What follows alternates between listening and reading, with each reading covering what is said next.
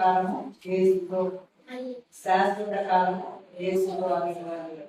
ఇక ఆఖరి ఈ యొక్క జూన్ ఈ మాసము ఆఖరి విశ్రాంతి సంపాదించబడిన పాఠము మనం శాశ్వత కాలము యేసుతో ఉండగలుగుతున్నాము. ఈ లోకం శాశ్వతం అండి, ఈ లోకం శాశ్వత. మనం ఇంకా మనకి ఏంటంటే ఇంకా ఈ లోకంలో కొన్ని సంవత్సరాలు ఉండాలి, కొన్ని సంవత్సరాలు ఉండాలి, ఇక్కడే ఉంటే బాగుంటుంది, పిల్లలు చూసుకోవాలి, భర్త చూసుకోవాలి, లేకపోతే వాళ్ళు ఏమైపోతారు, లేదంటే భార్య పిల్లలు ఏమవుతారు, ఇదే ఆలోచన. ఇన్ని సంవత్సరాలు జీవించినా కూడా ఈ లోకంలోనే ఉందామనే ఆశగా ఉంటారు కదా. కష్టాలు నష్టాలు ఇవన్నీ ఉంటాయి ఇక్కడ, వేదలు శోధనలు బాధలు అనారోగ్యాలు ఉంటాయి, ఎన్ని సమస్యలు ఉండాలి అన్ని ఉంటాయి ఇక్కడ ఈ లోకంలో. పుట్టిన దగ్గర నుంచి మనిషికి ప్రతిదీ సమస్య కదా. సమస్య లేని మనిషి అంటూ లేడు, సమస్య లేని కుటుంబం అంటూ లేదు, ఆరోగ్యం కలిగినటువంటి మనిషి అంటూ లేదు కదా. చాలా ఉన్నాయి ఇంకా చెప్పుకోవాలంటే ఈ లోకంలో మనకి జీవించాలి. ప్రతి ఒక్కరితో సమస్యలు, అయిన వాళ్ళతో సమస్యలు, తిరుగుబడి వాళ్ళతో సమస్యలు, ఇంట్లో వాళ్ళతో సమస్యలు, ఉద్యోగానికి అయితే సమస్యలు, ఎక్కడ ఉండాల్సిన బాధలు అక్కడ ఉంటాయి కదా. బాధ లేని మనిషి అంతా మాకు బాగుంది, బాగా డబ్బు ఉంది, వాళ్ళకి ఏం బాధలు అనుకుంటాం, కానీ వాళ్ళకు ఉంటాయి, బాధలు ఉంటాయి. చిన్న పని చేసుకున్న వాళ్ళు బాధలు సమస్యలు వాళ్ళకి ఉంటాయి. ప్రతి ఒక్కరికి ఏదో ఒకటి సమస్యలు, బాధలు, వ్యాధులు అన్నీ ఉంటాయి ప్రతి ఒక్క కుటుంబానికి. ప్రార్థన చేస్తున్నాం. అయితే కేరళలో వాకింగ్ వెళ్ళారు, ఫాదర్స్ డే గురించి ఇవాళ చెప్పమన్నారు మన ఆఫీసులో డైరెక్టర్ గారు. ఫాదర్స్ డే పోయిన ఆదివారం ఇంటికి అయినా శనివారం మనం వాకింగ్ చెప్తున్నాము, ఫాదర్స్ డే గురించి చెప్పండి అన్నప్పుడు అక్కడ మాస్టర్ గారు కూడా రమ్మన్నప్పుడు విద్యార్థులు కదా 10 గంటలకి వాకింగ్ బాగా చెప్పేటట్టుగా ప్రార్థన చేయకూడదు, సభలు పని చెప్తున్నాం కాబట్టి ప్రార్థన చేస్తున్నాం.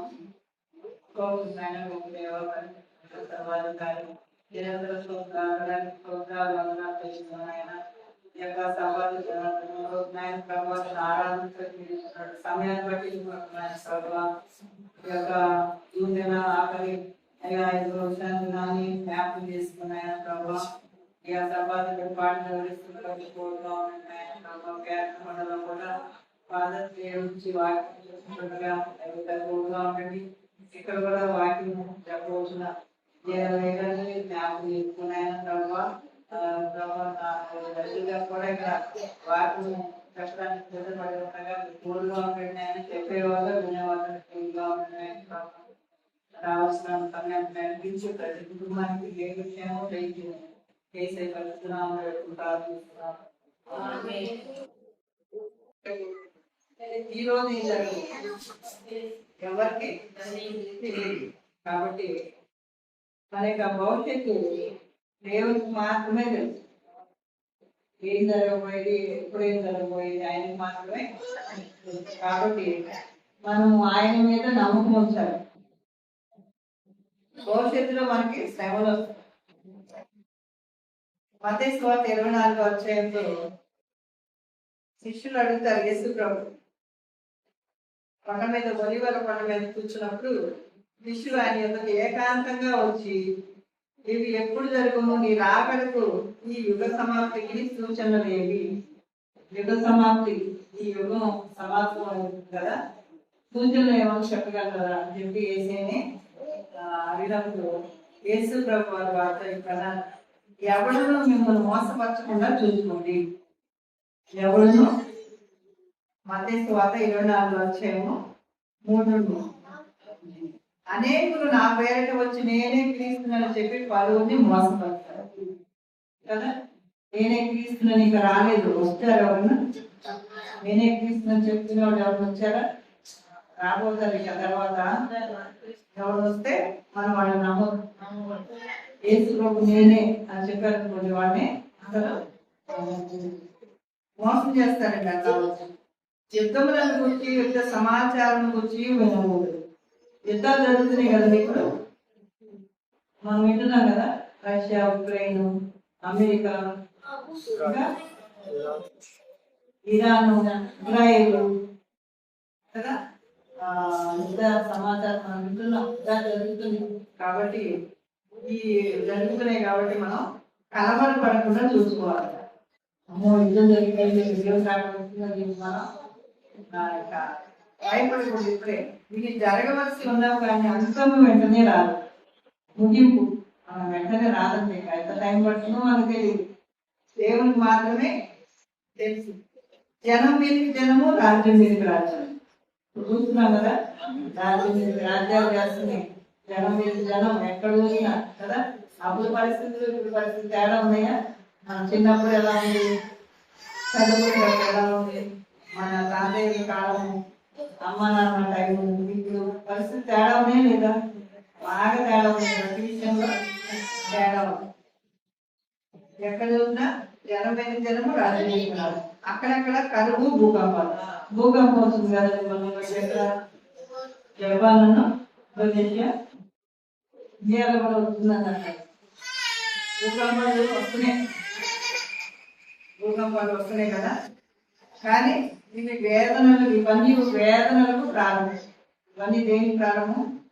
వేదన. అయ్యో ఏంటి ఇలా అవుతుంది, భూకంపం వస్తుంది, ఏంటి నా అర్థం దగ్గర పడిందా, భూకంపం వచ్చి ఎంతమంది చనిపోయారు, నీళ్లు పడిపోయింది, మన బాధ అన్నప్పుడు అప్పుడు జనులు మిమ్మల్ని శ్రమల పాలు చేసి చంపేరు. మనుషులంతా ఏం చేస్తారు? శ్రమల పాలు చేసి చంపుతారట. ఆకలి ఇప్పటికీ చంపుతున్నారు, ఇప్పటికే మనుషులు ఒకరినొకరు చంపుతున్నారు కదా. శ్రమలు అంటే ఎక్కువగా ప్రయాణించే వాళ్ళని చంపుతున్నారు కదా. క్రైస్తవులు అంటే చాలా చోట్ల జరుగుతున్నాయి. ఎక్కడ 1,00,000 మంది చంపారు? నైజీరియా దేశంలో చాలా మంది క్రైస్తవులు చంపారు. వీళ్ళు నా నామం నిమిత్తము సకల జనముల చేత ద్వేషింపబడి. క్రైస్తవులు అంటే ద్వేషిస్తున్నారు కదా. ఎందుకని? వేసే అంటే అది మంచి చెప్తాడే, ఆ మంచి వాళ్ళకి ఇష్టం లేదు, మంచిగా ఉంది. నీ ఇష్టాంతరంగా నువ్వు జీవించే బాగుంటాడు. కానీ యేసు ప్రభు వారు దొంగతనం చేయదు, ప్రాచర్యలు, ప్రేమించు, ప్రేమించు, ఇవన్నీ దొంగతనం చేయదు, విచారం చేయదు, ఏంటి మంచి చేస్తున్నారు కదా. అందుకని ఇష్టం లేక మరి ద్వేషిస్తున్నారు క్రైస్తవులు. అనేకుడు అభ్యంతరపడి ఒకరినొకడు అప్పగించి ఒకరినొకడు ద్వేషించుకుంటారు. అనేకమైన అబద్ధ ప్రవక్తలు వచ్చి పలువురిని మోసం చేస్తారు. అబద్ధ ప్రవక్తలు ఇప్పుడు ఆల్రెడీ అబద్ధ ప్రవక్తలు ఉన్నారు, అబద్ధాన్ని ప్రవర్తిస్తున్నారు, అవి నమ్ముతున్నారు జనాలు. కానీ అవి నమ్మకూడదన్న అనేకులైన అబద్ధ ప్రవక్తలు వచ్చి పలువురిని మోసం చేస్తారు. మనం మోసపోకూడదు, ఏది అబద్ధమో ఏది నిజమో మనం తెలుసుకోవాలి. అక్రమం విస్తరించడం చేత అనేకుల ప్రేమ చల్లారు. ప్రేమ చల్లారిపోతుంది కదా. ఇప్పుడు ఇంతకు ముందు ఉన్న ప్రేమలు ఇప్పుడు లేవు కదా. ఇక ఫోన్లు వచ్చిన దాని నుంచి బంధువులతో మాట్లాడటం కంటే ఫోన్తో మాట్లాడటం ఎక్కువ కదా. ఇంట్లో పడుకున్నారు, నలుగురు పడుకున్నారు, మాట్లాడతారు. ఏదైనా సరే టైం అంతా మనం ప్రేమ చూపించట్లేదు. అనేకులు చూపించేవాడు ఉంటారు, అందరు కాదు. ప్రేమ చల్లారిపోతుంది. అనేకులు ప్రేమ. తల్లి తన పిల్లలు చంపుతుంది కదా. చెడు ప్రవర్తన కలిగి పిల్లని చంపారు. భర్త భార్యను చంపుతున్నాడు, ముక్కలుగా. భార్య భర్తను చంపుతుంది. మరి పెళ్లి అయిన కొత్త పెళ్లి కూతురు పిల్లి కొడుకు చంపుతుంది. చూడండి ఎలా ఉందో పరిస్థితులు. చంపుకుంటాం కదా. ప్రేమ చల్లారిపోతుంది, ప్రేమ ఉన్నట్ల.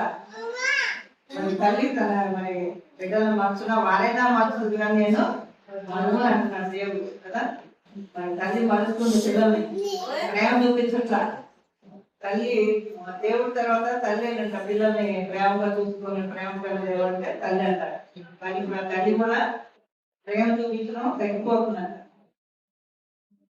ఈ విధంగా అంతం వరకు సహించిన వాడే కూడా వాడే రక్షించబడ్డాడు. మనం చివరి దాకా సహించుకోవాలట మనం గడుపుకున్న కాలంలో.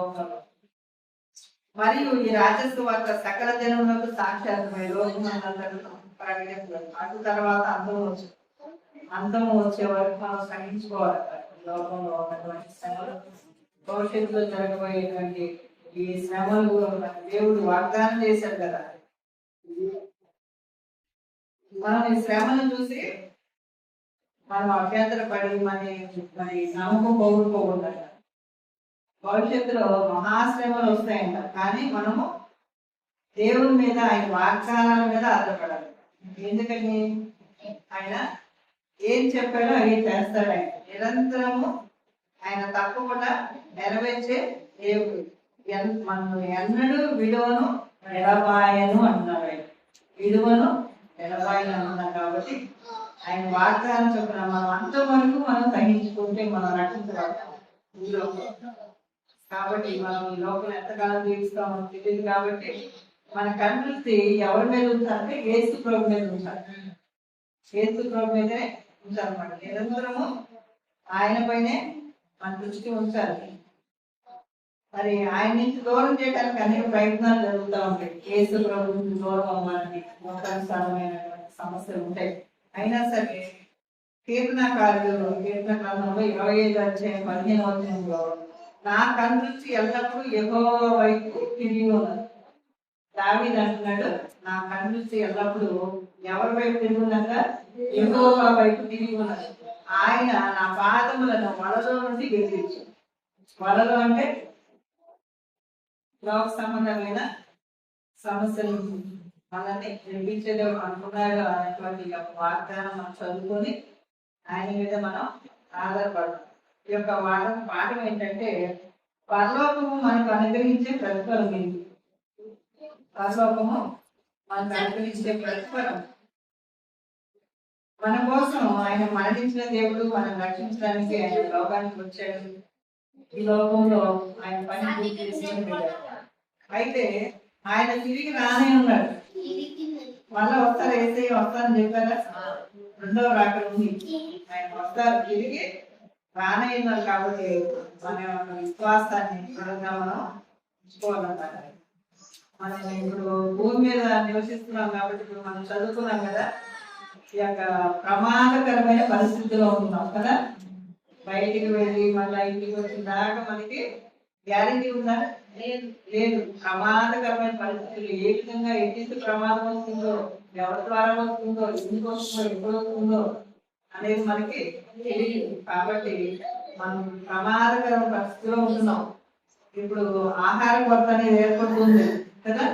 ఆహారం సమస్య అనేది రేట్లు పెరగటం, రోగములు, భూకంపాలు, వేదనలు చదవం కదా, ఇవన్నీ తీవ్రంగా ఉన్నాయి, పెరిగిపోతున్నాయి. రాత్రాలు భయంకరమైనటువంటి మన కాలంలో మనం జీవిస్తున్నాం. కాబట్టి మనందరము దేవుడితో సజీవమైన బాంధవ్యం కలిగి ఉండాలి. సజీవమైన బాంధవ్యం అంటే ఆయనతో బాంధవ్యం కలిగి ఉంటామంటే ఆయనతో మనం సహవాసం కలిగి ఉండాలి. ఆయన ప్రేమించారు, అన్నిటికీ అంతము మరి సమీపమై ఉంది. కాబట్టి స్వస్థ బుద్ధి గల వారే ప్రార్థన చేయటకు మెలకుగా ఉండి. మొదటి పేరు 4:7. మనం ఎలా ఉండాలంటే మెలకుగా ఉండి ప్రార్థన చేయాలి. మెలకుగా ఉంటే అసలు నిద్రపోకుండా ఉండమని కాదు, నిద్రపోకుండా ప్రార్థన చేయమని కాదు. మెలకుగా ఉండి ప్రార్థన చేయమంటే సమయం, మనం దేవుని చేసే సమయాన్ని ఆయనకి ఇచ్చి మరి ఆయన రాక ఎప్పుడో తెలియదు సిద్ధపడి ఉంటారు. ఎక్కువ సమయం ఆయనకి ఇవ్వాలి. మెలకువని ప్రార్థన చేయాలంటే మనం సిద్ధపడి ఉండాలి కదా. ఇంటి యజమానుడు ఎప్పుడు వస్తాడో తెలియదు. కాబట్టి దాసుడు మరి ఆ యజమానుడు దాసుడు ఉపదేశం వెళ్ళాడట. ఎప్పుడు వస్తాడో యజమానుడు తెలియదు. కాబట్టి దాసుడు ఆయన కోసం ఎదురు చూస్తూ ఉంటాడు. చల్లారికి వస్తాడు, ఉదయం వస్తాడు, మధ్యాహ్నం, సాయంత్రం అంతగా ఎదురు చూస్తున్నట్టుగా మనం కూడా ఆయన రాటి కోసం సిద్ధపడగలిగి ఉండాలి. ఇక్కడ ఈ లోపల సిద్ధపడాలి. ఇక తర్వాత మనం మన యొక్క జీవితం ఇక్కడ ముగిస్తుంది అనుకోండి, ఇక తర్వాత సిద్ధపడాలి కుదరదు కదా. ఈ లోపల ప్రతి ఉన్నప్పుడే సిద్ధపడి ఉండాలన్నమాట. భవిష్యత్తులో మనం ఎంతకాలం జీవిస్తామో మనకు తెలియదు. కాబట్టి మన జీవితాలు స్వల్పకాలమే కదా. మరి ఎక్కువ కాలం జీవించినా కూడా అది కూడా స్వప్నం కిందే లెక్క అవుతుంది. కాబట్టి యాకోబు పత్రిక 4:13-14 నేనైనా రేపైనా ఒకవేళ పట్టణం చెప్పుకుని వాళ్ళ రేపేమి సంభవించడో మీకు తెలియదు. మీ జీవం ఏర్పడింది మీరు కొంతసేపు కనబడి అంతలో మాయమయ్యే ఆవిరి వంటి వారే. నిజమే కదా, మనం మనకి జీవితం ఎంతకాలం ఉంటాం మనకి తెలియదు. ఈ యొక్క గ్రహం ఎలా ఉందంటే భూగ్రహం పాపంతో నిండి ఉందట, పాపంతో నిండి ఉన్నారు. కాబట్టి మనకి దేవుడు అవసరం. ఈ లోపల పాపంతో నిండిన లోపల దేవుడి యొక్క అవసరం మనకి, మనం రక్షించే ఆయన ప్రేమ ఎంతైనా మనకు అవసరం కదా. సాతాను తోడుగా ఆదికాండము 2:7 దేవుడితో మనం సన్నిహిత బాంధవ్యం కలిగి ఉండడానికి ఆయన మనం సూచించాడు. మట్టి మనుషుల్ని మట్టితో తయారు చేసి కదా ఆదాము సృష్టించింది ఏంటి? ప్రతిరోజు ఆదాంతో అవతో సంభాషణ చేస్తున్నారు. ఎందుకు సృష్టించాడు ఆయన? మనిషిని సన్నిహితంగా ఉండటానికి, మనిషికి దగ్గరగా ఉంటాడు. అక్కడ పోవడానికి ఒక దేవదూతలు ఉంటే ఈ మట్టి మనుషులు ప్రేమిస్తున్నాడు దేవుడు. మట్టి బొమ్మను తయారు చేసి దేవాలయం అయ్యారు కదా. మరి అవన్నీ కూడా ప్రకటన చేసి అవన్నీ తయారు చేశారు కదా. వాళ్ళని ఎందుకు సృష్టించారంటే మరి ఆయన మనుషులతో సన్నిహితంగా ఉంటారు. ఆయన సూచించడానికి, ఆయన మహిమపరచడానికి ఆయన దేవుడు సృష్టించారు. కాబట్టి మరి అనాది కాలం నుంచి మొదటి నుంచి ఆయన ప్రతి ఒక్క మంచి చెడులు జరుగుతున్నా కూడా ఈ లోకంలో మరి ఎంత మనుషులు దూరంగా ఉన్నప్పటికీ ఆయన దగ్గరగా సన్నిహితంగా ఉండటానికి ఆయన ఒక పక్కన పరిశుద్ధాత్మని మన పక్కన ఉంచి ఆయన పరిశుద్ధాత్మ ద్వారా మనకు హెచ్చరిస్తూ మన సమస్యలను పరిష్కరించుకోవడానికి లోపల ఎలా ఉండాలో ఇంట్లో అని చెప్పి ఆయన మరి మన కోసం సహాయం చేసే దేవుడు. మరి మనము పరలోకం నుంచి యేసు ప్రభు మళ్ళా తిరిగి వస్తాడు. తిరిగి ఆయన రానే ఉన్నాడు. కాబట్టి మనము ఇప్పుడు చూస్తే పరిస్థితులు చివరి దినాలు, అంచు దినాలు, అపాయకర కాలాలు. తిమోతి పత్రిక 3:1 అంచు దినాలు, అపాయకర కాలంలో మొదటి తిమోతి 2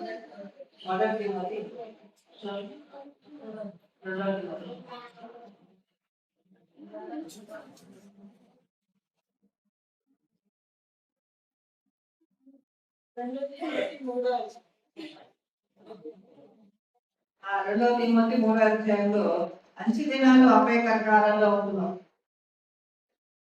మనుషులు ఎలా ఉన్నారంట? ఈ స్వార్థ ప్రియులు, ధనాపేక్షలు, ఇంకములాడేవారు, అహంకారం, దూషకులు, తల్లిదండ్రులకి అవిధేయులు, కృతజ్ఞత లేని వారు, అపవిత్రులు, అనురాగరహితులు, అతిద్వేషులు, అపవాదకులు, అజితేంద్రియులు, క్రూరులు, సజ్జన ద్వేషులు, లోకులు, మూర్ఖులు, గర్వాంతులు, దేవుడి కంటే సుఖానుభవం ఎక్కువగా ప్రేమించేవారు, ఆగగా పైకి గల వారి వలె దాని శక్తిని ఆశ్రయించిన వారిని వారికి విలువై చూడండి. అతి దినాల్లో మనుషులు ఎలా ఉన్నారు, రకాలు ఉన్నాయో ఇవన్నీ మనుషులు దృష్టిలో ఉన్నాయంట. కాబట్టి మనం ఇటువంటి పరిస్థితుల్లో ఉంటున్నాం. కాబట్టి మనం యేసు మీద మనం ఆధారపడి ఆయన తట్టు తిరిగి ఆయన మనకి తోడుగా ఉన్నారని చెప్పి లోకంలో మనం ఆయన పైనే ఆధారపడాలన్నమాట. ఆయన రాకడ ఎలా ఉందంట? మేఘరుడే వస్తాట, మేఘం మీద మేఘాల మీద ఆయన ఆశీనుడే వస్తాడు. కోటాల కోసం దేవదూతలు కూడా ఆయనతో పాటు వస్తాడు. మనం చూస్తాం ప్రతి నేత్రం మనుష్య కుమారుని పోలిన మేఘం మీద ఆయన ఆశ్రయుడే ఉంటాడు. తెల్లని మేఘం మీద ఆశ్రయుడే ఉన్నప్పుడు మనం అందరూ చూస్తా ఉంటాయి బ్రతికున్నప్పుడు. మరి చనిపోయిన వాడు ఏం చేస్తాడు? ఆయన బోర ఊదుతాడు. ఊదినప్పుడు సమాధులు తెరవబడతాయి. సమాధుల నుంచి మనుషులు బయటికి వస్తారు. వృద్ధులైన వారు లేచి మేఘాల్లో ఆయన కలుసుకుంటారు కదా. వృద్ధులైన వారిని లేవమని పెద్ద శబ్దంతో ఉన్నప్పుడు ఎక్కడెక్కడ వృద్ధులై పాత పెట్టబడతారో వాళ్ళంతా లేస్తారు. ఆయన స్వరంని వింటారు. తర్వాత ఆయన చూస్తారు కదా. చాలా ఆశ్చర్యంగా ఉంటుంది. ప్రభు మనం చూస్తాం, డైరెక్ట్ గా చూస్తాం. మనం టీవీలో చూస్తాం మనుషులు ఎక్కడెక్కడ కదా. మనం డైరెక్ట్ గా మనిషి చూస్తాం అనుకోండి దగ్గరగా, మనం ఆ మనుషులు చాలా ఆనందంగా ఉంటాం కదా. కాబట్టి మనం ఆయన మనం అందరము చూడగలుగుతాం. చాలా మనకు ఆనందంగా ఉంటుంది ఆ మాట వింటేది కదా. ఆయన ముఖాముఖిగా చూస్తాము. చూసినప్పుడు మరి ఎంత గొప్ప దేవుడు మనం గ్రహిస్తాం అన్నమాట. పెండ్లి కుమార్తె పద్మశ్రీములో యోహాను పరవాసిగా ఉన్నాడు కదా. పరవాసిగా ఉన్నప్పుడు పరలోకంలో దేవుడు ఒక దర్శనం ఇస్తాడు యోహానికి. దర్శనం పెండ్లి కుమార్తెగా ఉపయోగించుకోండి. మనం పెండ్లి కుమారుడు పెండ్లి కుమారుడు పెండ్లి కుమార్తె వివాహానికి సిద్ధపడినప్పుడు అందరు ఎవరు చూస్తారు? పెళ్లి కూతుర్ని పెళ్లి కొడుకుని వాళ్ళని చూస్తారు. కానీ చూస్తారు వచ్చినాడు పెళ్లి కూతురు పెళ్లి కొడుకు ఎలా ఉన్నారు వెళ్ళే చూస్తారు వచ్చినాడంతా. మనం పెళ్లి కుమార్తె సంఘం కదా. పెళ్లి కుమారుడు వేసుకున్నాడు. పెళ్లి కుమార్తె ఎలా సిద్ధపడి ఉంటుంది? పెళ్లి చేసుకునే టైంలో చక్కగా అలంకరించుకొని వస్తుంది కదా. అట్లాగే మనం కూడా నూతన జీవితం ప్రారంభిస్తాం. పెళ్లి కుమారుడు పెళ్లి కుమార్తె ఎలాగా వివాహం అయ్యాక నూతన జీవితం ప్రారంభం చేస్తారో మరి వీళ్ళు కూడా, అంటే వీళ్ళంటే మనం యేసు ప్రభుతో మనం కూడా కొత్త జీవితం ప్రారంభిస్తాం. కొత్తగా మనం అక్కడ ఆయనతో ఉంటాము. అక్కడ ఏమైనా కష్టాలు నష్టాలు ఉంటాయండి, రోగాలు ఏమైనా ఉంటాయి, బీపీ షుగర్ కానీ ఆరోగ్యాలు వస్తే అక్కడ క్యాన్సర్ ఏమి అక్కడ ఏముండవు. చక్కగా ఉంటాం. చక్కగా దేవునితో మరి ఆయన చూపిస్తూ ఆయన చూస్తూ ఉంటాము. చాలా బాగుంటుంది. పరలోకం ఉన్నది. అది ఎక్కడ పరలోకం? నూతన ఎక్స్ప్లెయిన్ పట్టణం ఎక్కడ? మధ్యాకాశం నుంచి క్రిందకి పరిశుద్ధ పట్టణం. నూతన ఎక్స్ప్లెయిన్ పట్టణం కిందకి దిగి వస్తుంది. పరిశుద్ధులంతా కిందకి వస్తారు. అప్పుడు ఆయనతో మనం యుగాలు ఆయన గుర్తిస్తూ ఉంటాము. మనము కొలస్సీయులకు రాసిన పత్రిక 3:1 పైన వాటి మీదనే కానీ భూ సంబంధమైన వాటి మీద మనసు పెట్టుకొని ఏదైనా మీరు వృద్ధి పొందింది దేవుని క్రీస్తుతో కూడా దేవుని ఎందుకు దాచబడిము. మనము దేని మీద మనసు పెట్టుకోవాలంట? పైన వాటి మీద, అంటే పరలోకం, దేవుడు దేవతలు దిగి వస్తారు, మనం ఆయనతో ఉంటాము అనే విషయాల మీద మనసు పెట్టుకోవాలి. మనం ఏం చేస్తాం? లేచిన దగ్గర నుంచి మనదంతా కాబట్టి లోకం మీద కదా. అలా ఉండకూడదంట.